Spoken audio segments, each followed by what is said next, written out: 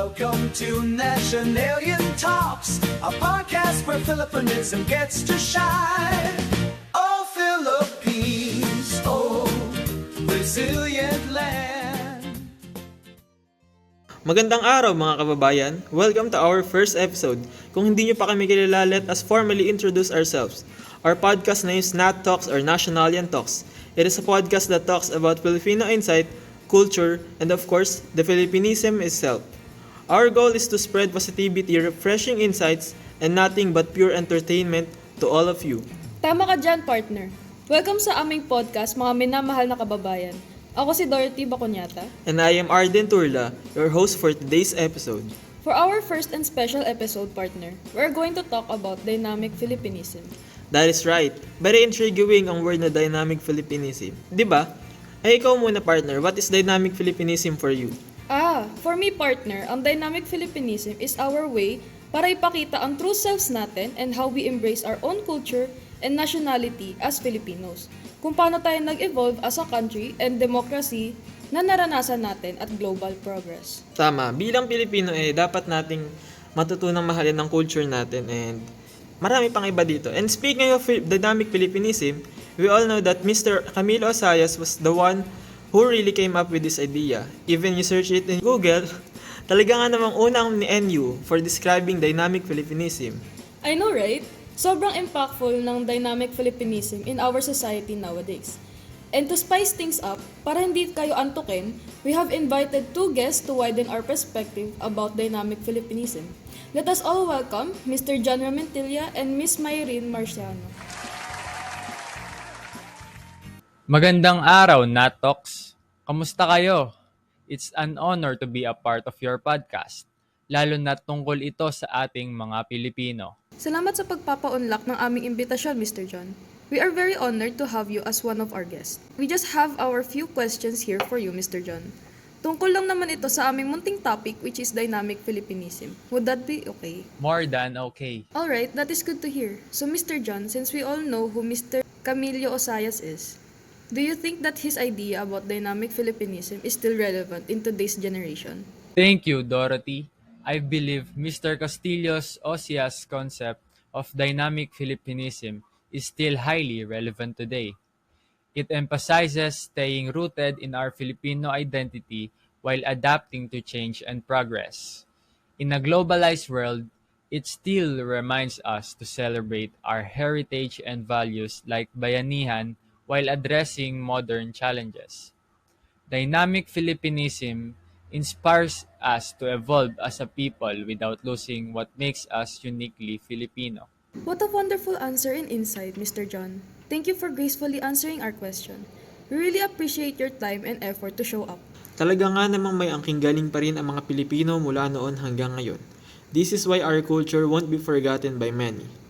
Talking about culture, we have our next guest who is very aware of her Filipino culture. Let's all welcome and hear her thoughts about this. Good day, Miss Myrene. Good day, Natox. Thank you for having me as your guest for a special episode. Hello mga kababayan. Thank you so much, Miss Myrene, for giving us your time. Itatanong ko lang sa if our Filipino culture really does make an impact at kung paano ba tayo naiiba sa ibang kultura. Thank you, Arden. At sa tanong mo, oo, malaki talaga ang impact ng ating Filipino culture. Lalo na sa kung paano tayo nakikisalamuha sa iba't ibang tao. Kasi diba, very welcoming at friendly ang mga Pilipino. Naiiba tayo sa pagiging matulungin, mapagmahal sa pamilya, at ang ating malasakit at pagkakaisa. Tulad ng bayanihan, ito ay nagpapakita ng ating malasakit sa isa't isa. Hindi rin mawawala ang ating pagiging magalang. Yung mga paggamit natin ng po at opo at pagmano ay tanda ng respeto sa nakakatanda. At higit sa lahat, ang ating likas na kasiyahan at resilience kahit may mga pagsubok tayong kinakaharap.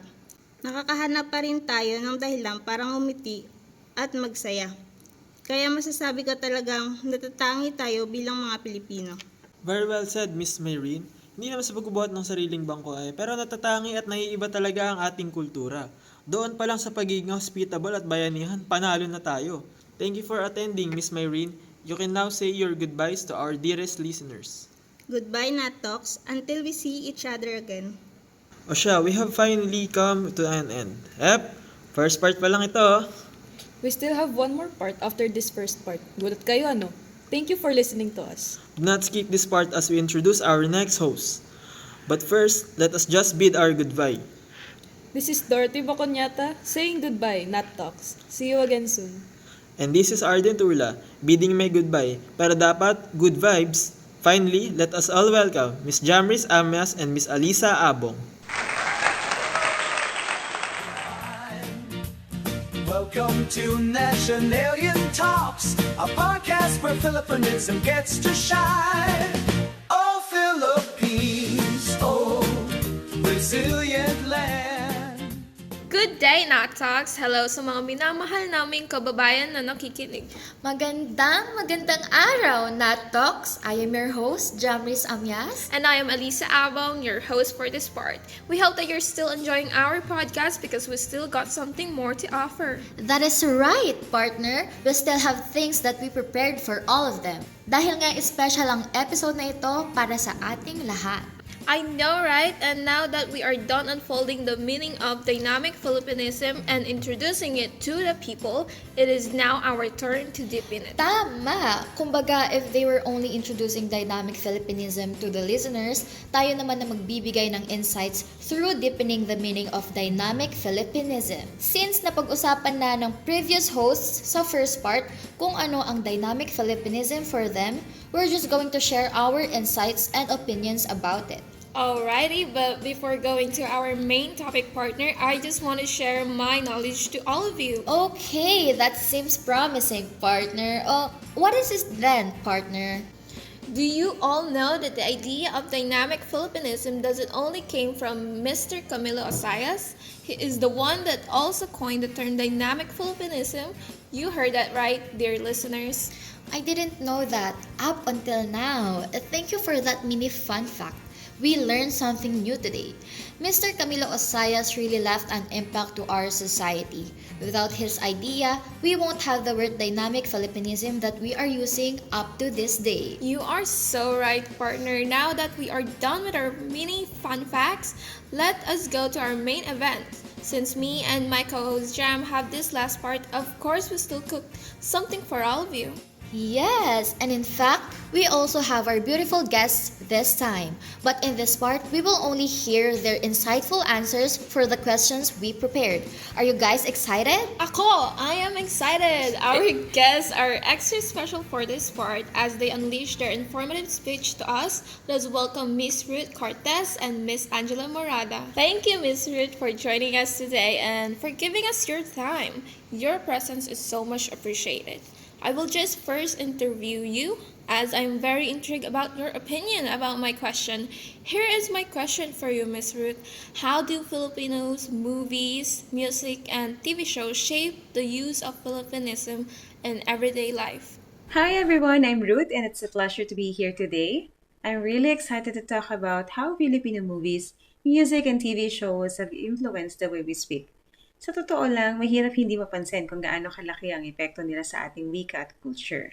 I'm looking forward to sharing my thoughts with you all. You know, I've been thinking a lot about how Filipino movies, music, and TV shows have really changed the way we speak. It's fascinating how expressions like kilig or sana all have become part of our everyday vocabulary. Don't you think parang ilang taon lang ang nakalipas? Bihira lang natin gamitin yung mga salitang yon, pero ngayon, lagi mo silang naririnig. Sa social media, sa mga usapan, pati na rin sa mga kanta. Honestly, I think it's because of how often these words are used in media. Characters sa mga pelikula, TV shows, and even in music use them so much na hindi mo na namamalayan, napipick up na lang natin naturally. Take kilig for example. It's this perfect word to describe the flattering feeling of excitement, especially sa romantic moments. And now, it's not just something you hear in movies or shows. It's something we use in everyday conversations kahit anong situation. Tapos, may rice din ng Taglish. Yung mix ng Filipino at English, it's become so natural in today's media. Whether sa music or TV, we see this seamless blend, and it makes our language feel more relatable, more flexible. Parang gumagawa tayo ng bagong version ng Filipino na bagay sa modernong buhay natin. But it's not just about the words. It's also about how Filipino media reflects our values. Phrases like walang iwanan, Don't Leave Anyone Behind, or Sama-sama Tayo, We're in This Together, come up in TV dramas and they really resonate with our culture. These are phrases that speaks to our sense of community, loyalty, and togetherness. They feel real because they're deeply rooted in who we are as Filipinos. Honestly, Filipino movies, music, and TV shows aren't just shaping the way we talk. They're keeping our language alive, making it relevant to the times while still holding onto our cultural roots. It's amazing how media can do that, don't you think?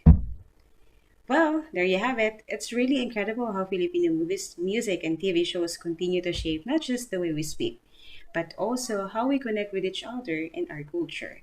From Gilig to Sana All, and even Taglish, we can see how media influences and strengthens our identity as Filipinos. At the end of the day, hindi lang tungkol sa mga salitang ginagamit natin.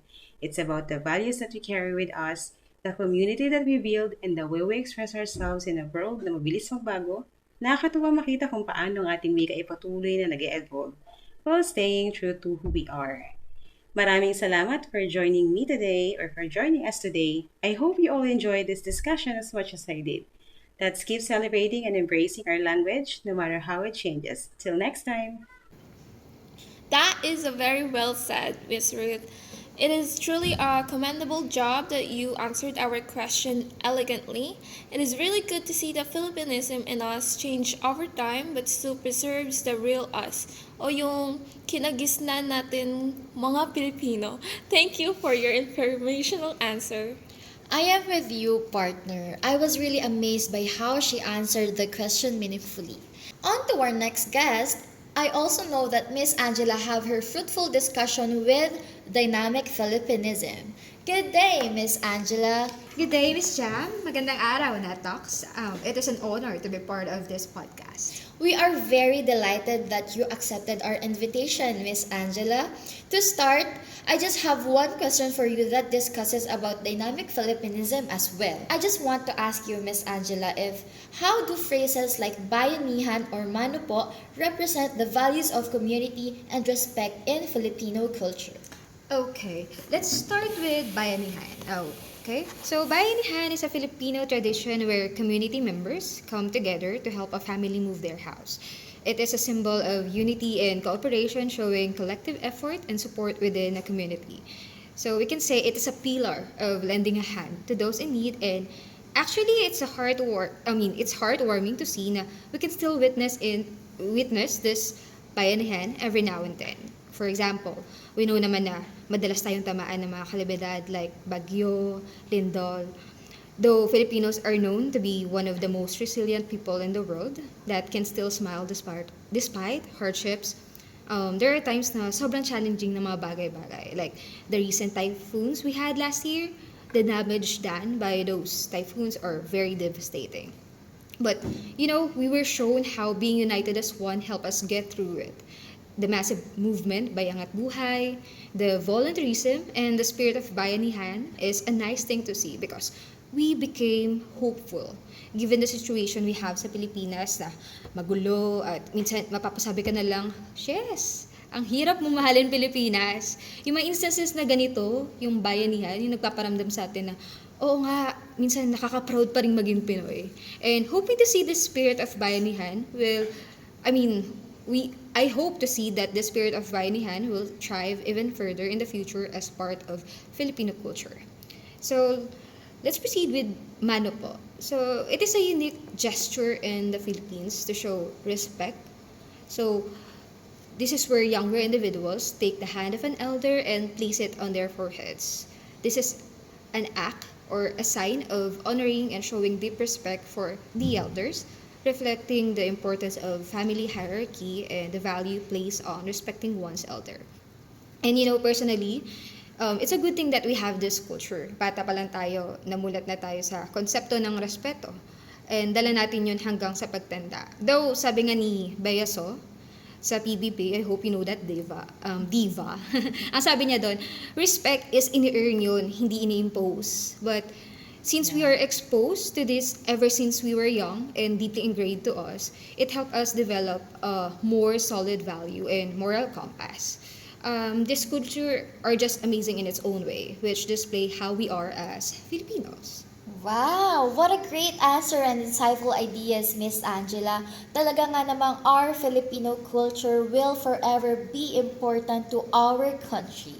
Thank you again, Miss Angela, for your time and effort to join with us. Say your goodbyes to our dearest kababayan. Alright, thank you for having me, Nat Talks. I had so much fun.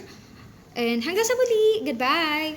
That's a wrap. We appreciate your engagement and support. Thanks for joining us on our first episode, Unpacking Dynamic Filipinism, a Nationalian Perspective. We hope you gained a valuable insights from today's discussion. Share your takeaways with us. And again, thank you very much to our amazing guests for sharing their expertise.